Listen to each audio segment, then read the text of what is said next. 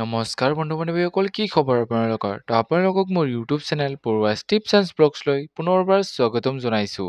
তো যিসকল বন্ধু বান্ধৱীয়ে আছাম পুলিচৰ ABUB কনষ্টেবলৰ ৰিজাল্টৰ বাবে ৱেইট কৰি আছে, তো তেওঁলোকৰ বাবে এটা বহুতেই বেয়া খবৰ, কাৰণ আছাম পুলিচৰ ABUB কনষ্টেবলৰ ৰিজাল্ট এতিয়া নিদিয়ে। তো কেতিয়া দিয়া হ'ব আছাম পুলিচৰ ABUB কনষ্টেবলৰ ফাইনেল ৰিজাল্ট? ইয়াৰ হাইকোৰ্টত কেছ কিয় লাগিল? ছেকেণ্ড লিষ্ট সঁচাকৈ ওলাব নেকি পুনৰবাৰ?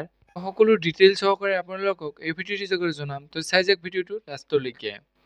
তো এইখিনিতে আপোনালোকৰ ওচৰতে ৰিকুৱেষ্ট যে যদিহে আপোনালোকে আমাৰ চেনেলটোলৈ প্ৰথমবাৰৰ বাবে আহিছে, তেনেহ'লে চেনেলটো ছাবস্ক্ৰাইব কৰিব আৰু কাষতে থকা বেল আইকনটোৰ বাবে অলপ প্ৰেছ কৰিব, যাতে আমি দিয়া এনেকুৱা জব ইনফৰমেশ্যনৰ ভিডিঅ' আপোনালোকে প্ৰথমতে পাব পাৰে। তো বলক আজি ভিডিঅ'টো আৰম্ভ কৰোঁ।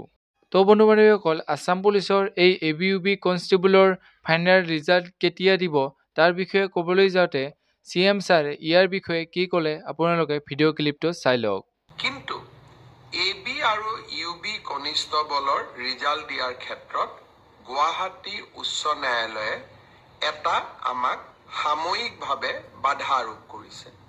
আমি আশা কৰোঁ সেই বাধা আৰোপ অতিক্ৰম কৰি, অৰ্থাৎ উচ্চ ন্যায়ালয়ক সন্তুষ্ট কৰি, আমি এই মাহৰ ভিতৰতে পুলিচৰো AB আৰু UB কনিষ্টবলৰ ৰিজাল্ট ঘোষণা কৰিব পাৰিম। এই গোটেই ৰিজাল্টৰ ফলাফলৰ লিষ্টখন দেখিলে আপোনালোকে ইতিমধ্যে গম পাইছে যে আমি 20 অক্টোবৰলৈকে যাবলগীয়া হৈছে। কিন্তু মই প্ৰতিশ্ৰুতি দিছিলোঁ যে অক্টোবৰ মাহৰ ভিতৰতে 10 অক্টোবৰত আপোনালোকক নিযুক্তি পত্ৰ দিম।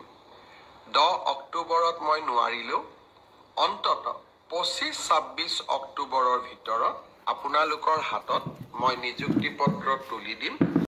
তো বন্ধু বান্ধৱীসকল, আপোনালোকে হয়তো এতিয়া জানিব পাৰিলে যে আছাম পুলিচৰ ABUB কনষ্টেবলৰ ৰিজাল্ট কেতিয়া দিয়া হ'ব।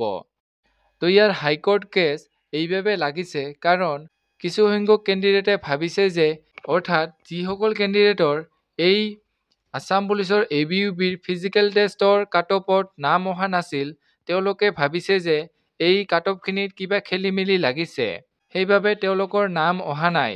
সেইকাৰণে তেওঁলোকে হাইকোৰ্টত এটা ফিজিকেল টেষ্টৰ ছেকেণ্ড কাট অফ লিষ্টৰ বাবে, অৰ্থাৎ ছেকেণ্ড কাট অফ লিষ্ট লাগে বুলি আবেদন প্ৰদান কৰিছে। যিহেতু এতিয়ালৈকে year second cut off list অহা নাই আৰু CM ছাৰে ইয়াৰ কাট অফ লিষ্টৰ বিষয়ে একো কথা কোৱা নাই, গতিকে সেইবাবে গুৱাহাটী উচ্চ ন্যায়ালয় অৰ্থাৎ গুৱাহাটী হাইকোৰ্টে ইয়াৰ ৰিজাল্ট দিয়াত বাধা আৰোপ কৰিছে।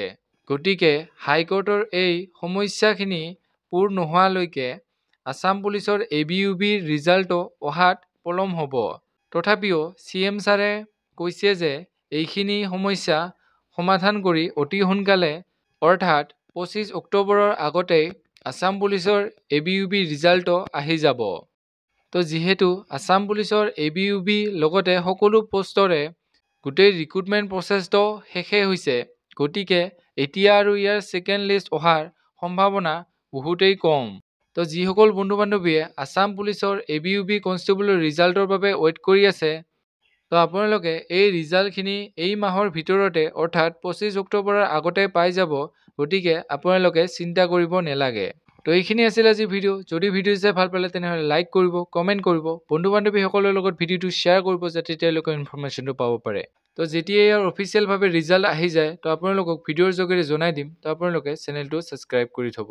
তো এইখিনি আছিল আজি ভিডিঅ'। জয় হিন্দ, জয় অসম।